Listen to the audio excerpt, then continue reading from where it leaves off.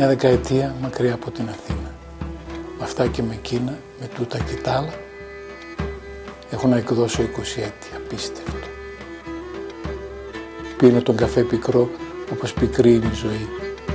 Μη σας γελάει ζάχαρη. Η μάνα μου λέει, δεν είναι πικρή η ζωή, μικρή.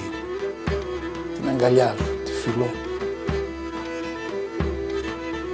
Δεν έχασα την ευαισθησία μου.